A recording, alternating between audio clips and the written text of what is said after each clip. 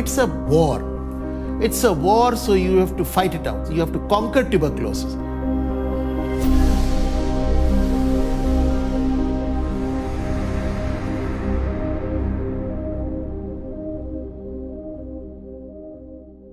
From very beginning, I still remember telling many people that I wanted to be a doctor.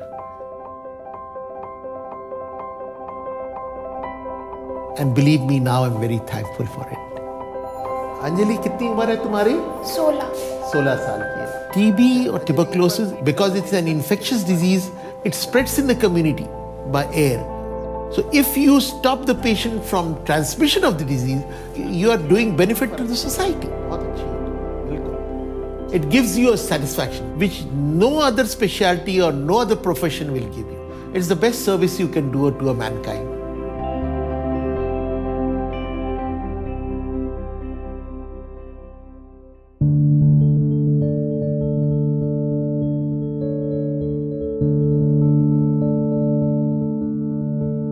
You had innumerable problem with the patient of tuberculosis.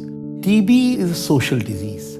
I have seen ladies being thrown out of their houses, children and senior people being discriminated for having TB, families not being in contact because of tuberculosis. Being a chronic disease with long treatment, you get delusion, you get depressed. There are cases where I have seen that patients have committed suicide. That was how much they dreaded tuberculosis.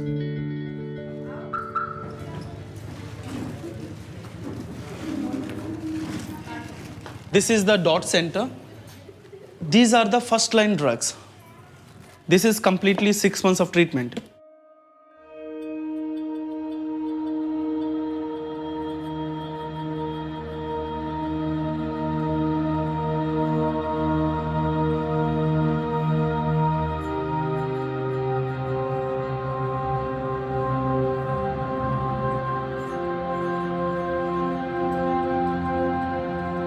I don't know if you've ever had to take a course of antibiotics, but I know a lot of people that won't even finish a 10-day course of antibiotics, let alone a 180-day course of antibiotics.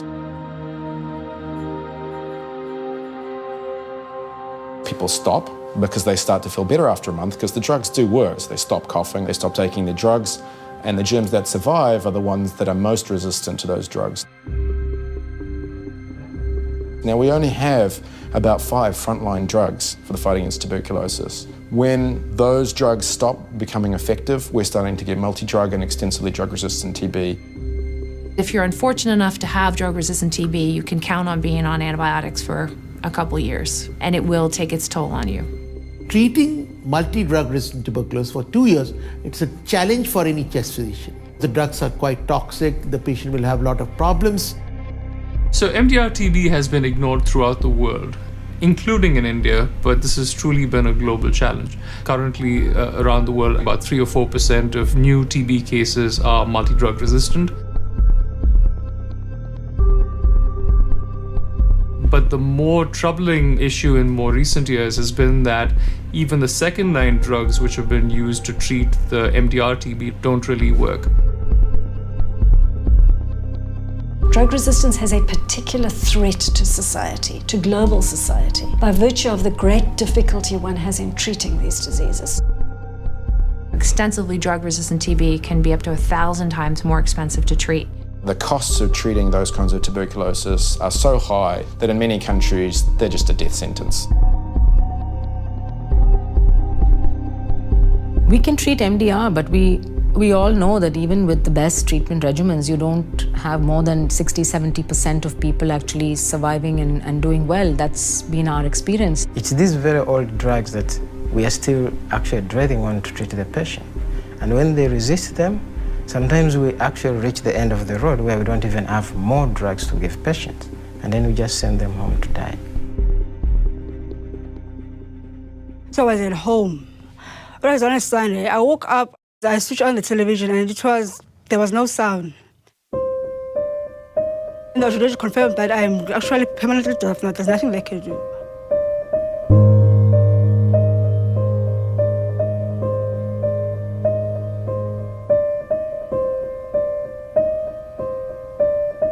She was on an MDR TB regimen, which includes an injection called kanamycin. The injection that she'd been receiving, she was actually resistant to. So she'd received this injection, which she didn't need, and gone deaf from it.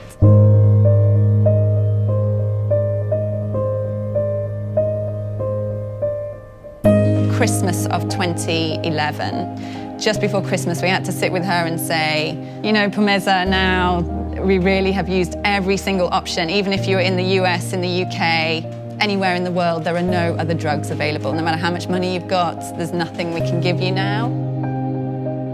So we tailored this regimen with really a last hope, like it was a salvage chance. I really didn't think it would work. She just was like, I want to live and this is my only chance. No matter how small the chance is, I have to keep taking it. And then she eventually, I honestly think it's miraculously, her cultures became negative again February last year. If it wasn't for MSF, I don't think I would be here right now. But still, there's this deafness thing that's still holding me back, so it's difficult. When we did say she could go home, the family was still quite scared, so we helped her to build a shack in the back garden of a friend of her mum's. So now she lives there with her mum, just the two of them. The rest of the family don't want her at home. I didn't think they expected me to come back. There's a lot of stigma around DRTB in that healthcare workers and many people think that you got it because you were a bad TB patient. You know, you didn't take your TB treatment very well and now you've developed DRTB. And that was the case maybe a decade ago. That's, you know, when it first emerged. Whereas now, because there's so much of it around and it's spread through the air, you know, you just sit next to somebody in a taxi, windows closed, they have XDR-TB, they cough it into the air, you breathe it in and you get it.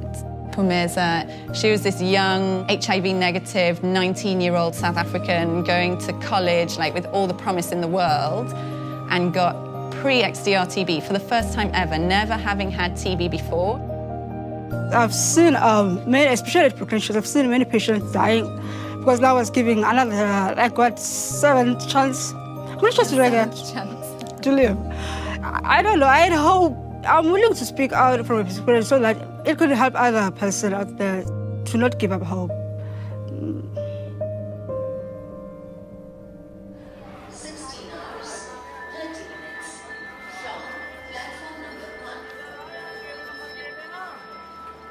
MDR tuberculosis. India has the highest number of cases in the world. We should be able to prevent MDR tuberculosis at any cost.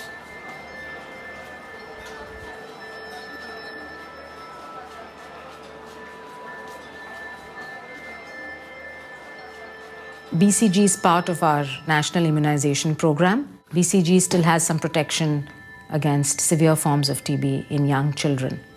But certainly for later on in life, we know that BCG does not protect adults.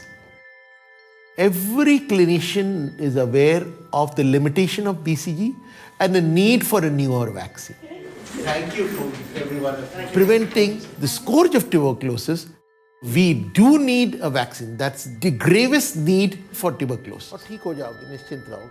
अब तो TB नहीं है तुम्हें, चिंता नहीं करो, तुम्हें pneumonia है. The nurses and the doctors that show up every single day in these TB hospitals without any protection, they're real heroes for doing that.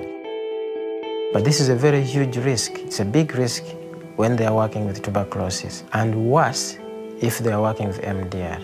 Even in patients that did not suspect of having tuberculosis, they could be exposed. So ideally, if there's a vaccine, it's going to protect you in all angles, in all types of patients.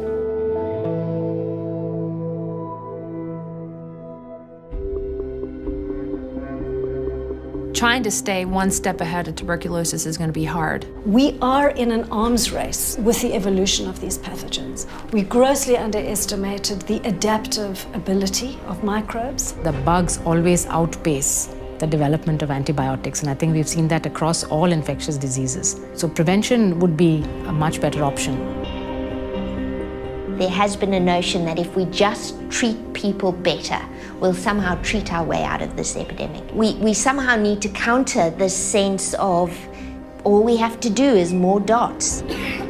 For instance, in a province like my own, We really have actually been trying to do DOTS very well indeed. The clinic that I work in wins prizes every year, finding people for putting them onto treatment, making sure they finish their treatment, and yet we have seen a year-on-year increase in tuberculosis. I think we have to go back and say, okay, if that's not enough, then what else needs to be done? We need to fight this war on several fronts. The risk of not investing in TB vaccine research is that we may see more and more drug-resistant TB emerging, which is going to outstrip the development of new drugs. It would be extremely foolish for us to ignore MDR-TB at this point. With populations that are growing, people living in close proximity, we would have an absolute nightmare on our hands. So tomorrow, if your steps are not taken to control or to totally eliminate this severe form of tuberculosis, and then it will be uncontrollable. Don't think that it's happening on the other side of the globe. It is at your very doorstep.